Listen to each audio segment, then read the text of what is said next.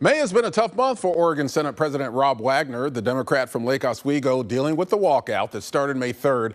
And then there's fallout after Democrats got money from executives of a failed cryptocurrency company and from one of Oregon's largest cannabis companies. That scandal led to the resignation of Secretary of State Shemia Fagan. Oregon Senate President Rob Wagner is here from Salem to address those issues. And Senator, welcome back to Eye on Northwest Politics. Thanks for having me, Ken. It's good to see you. First, the Republican walkout.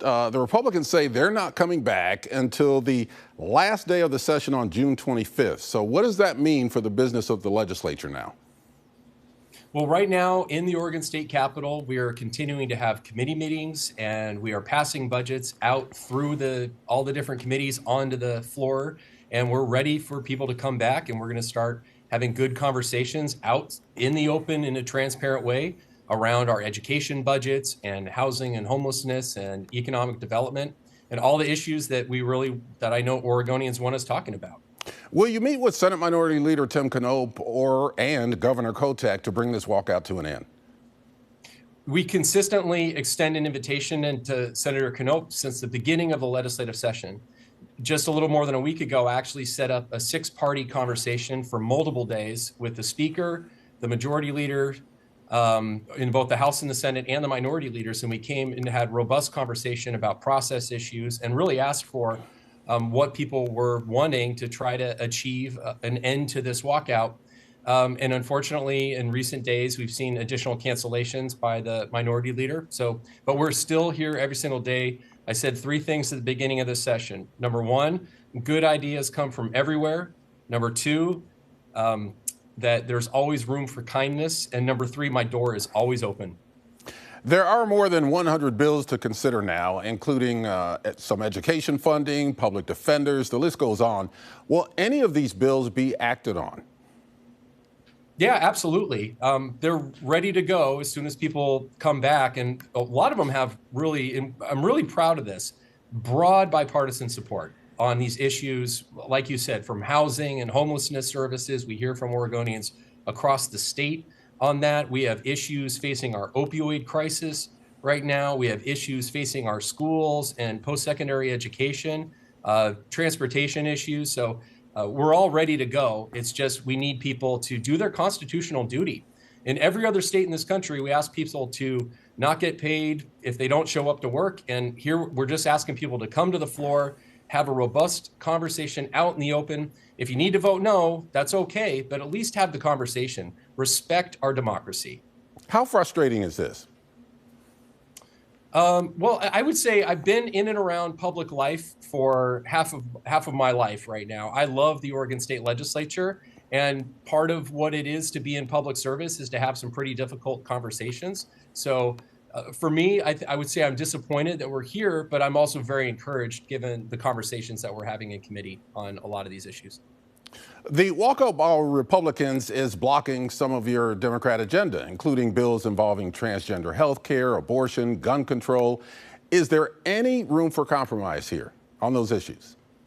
Yeah, I think what we've said consistently is that we want people to come with their best ideas and bring a wish list or a list that we can work on and not a kill list.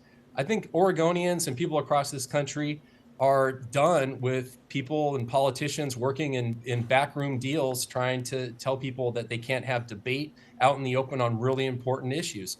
And since you mentioned abortion, I think it's really important that we focus on the conversation in Oregon. For the last 50 years, since Roe v. Wade, we have protected a woman's right to choose. And that is all we're asking in terms of the legislation that's on the floor. And I'm really hoping that people are going to come back and that we're going to have a vote on that bill. We had Senator Knopp on this program last week. This is what he had to say about the impasse. It doesn't have to be about necessarily a particular topic, but we've asked for some things to happen, and they're unwilling to do that. And so we are holding firm. What's your reaction to that? Well, I certainly think that we have 30 state senators that are elected from districts across this country, and everyone has an equal voice to be able to come to the legislature and make that determination for themselves. I do think, though, the voters were very clear that they're sort of tired of this game that people are playing right now. back in November, there was a ballot measure that passed, Measure 113. It passed with over 68% of the vote, and it passed in every single state Senate district across the state. And that it said that if you don't show up then for more than 10 absences, then you're not able to run for re-election. I think that voters are kind of tired of we're not going to come back and vote on bills in a transparent way. So I'm really hoping that we're going to get people back and we're going to vote on these bills. At the time of this interview, 9 Republican and 1 independent senator, they have those 10 unexcused absences triggering Measure 113, which bars them from re-election the next time around. Would you consider reclassifying those absences as excused to get the senators back to the table? Yeah, my understanding is that that's not something we're going to consider, and I haven't been presented that as something that people have asked me for. The state fined Oregon Democrats $15,000 for taking a $500,000 donation from Nishad Singh. That's a cryptocurrency executive, and there's an AG investigation into that. And then there are the Lamoda cannabis contributions to campaigns of numerous Democrats, including yourself, that ultimately led to Secretary of State Shemia Fagan's resignation. Is this a bad look for Oregon Democrats? Yeah, I honestly, Ken, don't know too much about what you're talking about on the state Democratic Party contribution. I've been reading and watching your television coverage on it. As it relates to the other issue, I think it was the appropriate thing to do for Secretary Fagan when she had that obviously big conflict of interest to step down from her position. I publicly supported her doing so. So, all right, let's get back to how we started then. How do we get this legislative session back on track? Well, I think it requires every single state senator and every single state representative and people in their communities to start focusing on the issues. So stripping away sort of the politics that we hear every single day, it's really about education and homeless services and the things that we need to be focusing on. So I'm hoping people will reach out to all of your state senators and really, encouraging people to come back to work. It's what our Constitution requires us to do. When we take our oath of office, we say that we will come to this amazing building and that we will vote on issues. And sometimes we don't win, and that's okay. I've lost a lot of bills in my days, but it is important that we engage in the debate out in the open, and that's what we're asking people to do. Which of the bills that are still on the table are most important to you, most important to get passed?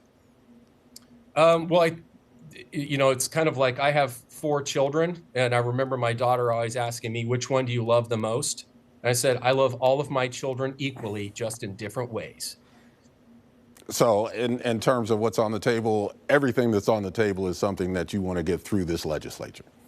Yeah, absolutely. I think that Oregon is really a special place in our legislature because of the way that our committees function.